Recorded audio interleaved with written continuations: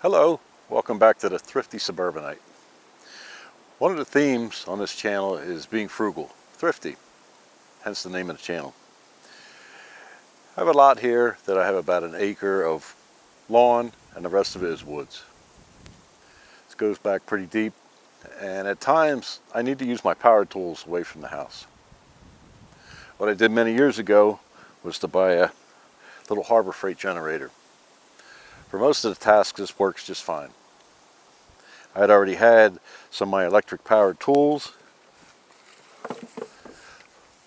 pull saw, and something I use quite a bit, the hedge clippers. Let me show you how I use some of these tools on the property here and how you can do it yourself on the cheap.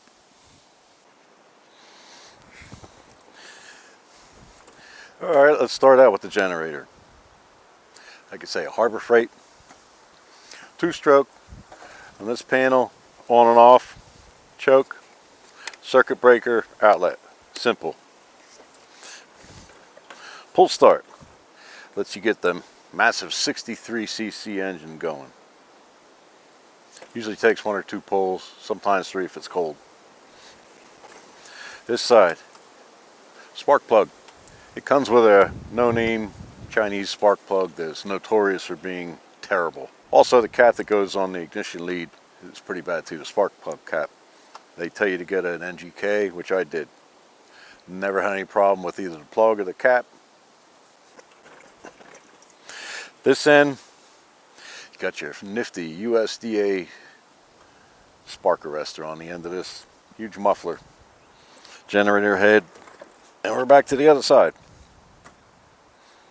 Fuel mix at the top. They give you a little screen inside. Doesn't hold that much. You're going to run it for a while and she's going to go out. But that's alright. I always put it away empty anyway. Either that or shut the gas off and let it run dry. Best way of doing it with the current gas we have, the ethanol gas. Not a bad little machine for what I paid for it. Use it all the time. I wouldn't try to run a power saw. Wouldn't use it to run any kind of electronics. It's dirty power for sure. It's cheap. But running these tools, not a problem. Another tool I use around the yard quite frequently with the generator are these hedge trimmers. 110. They have a lot more power than a couple of the battery operated ones I've tried. Bought these at a yard sale, I believe, for $2. I have several of these things in case one of them goes out. They work well. Like I said, a little bit noisy. Got to oil the bar up a little bit every time you use it. But it does its job. And they're cheap. One of the other tools I use with the generator is this old Homelight 8-inch 110 powered pole saw. Served me well over the years. I believe it was something I purchased at a remanufactured unit. It works well. It's got plenty of power for the small limbs that the 8-inch chain can cut.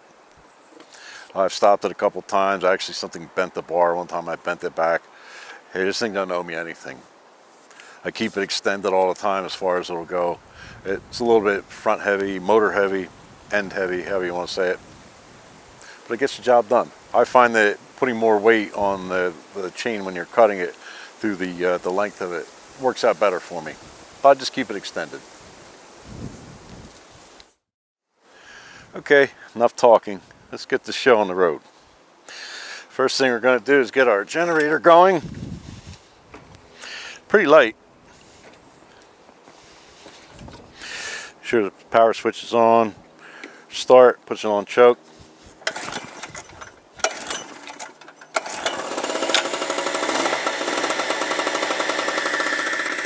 Don't forget it's the 2-stroke. You're going to see the smoke. There's nothing wrong with it. It's just the nature of the beast.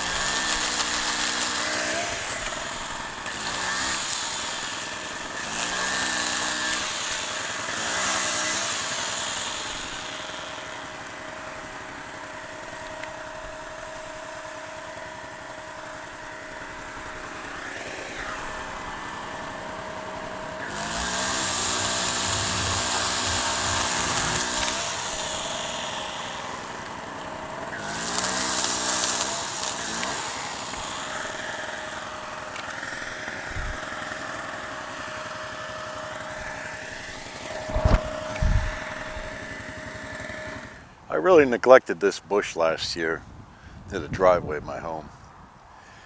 I know it's not really the right time to cut it, but I'm going to cut it once a little bit light, and I'll come back later and cut it again a little bit heavier. People are having trouble seeing out of my driveway when they go to pull out on the road. They go so fast along in here. Need all the sight they can get.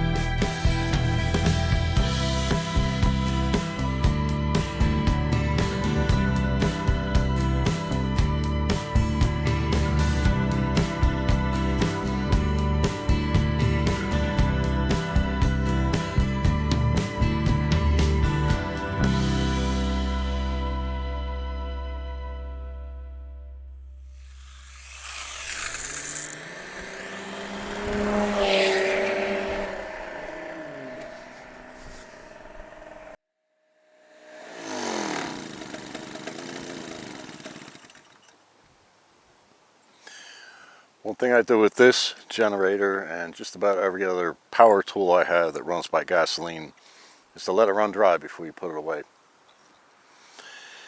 Keeps the carburetor empty, and the next time you put gas in it, you're good to go. It's going to take right off. That's it for today. Thanks for watching. Don't forget to like and subscribe.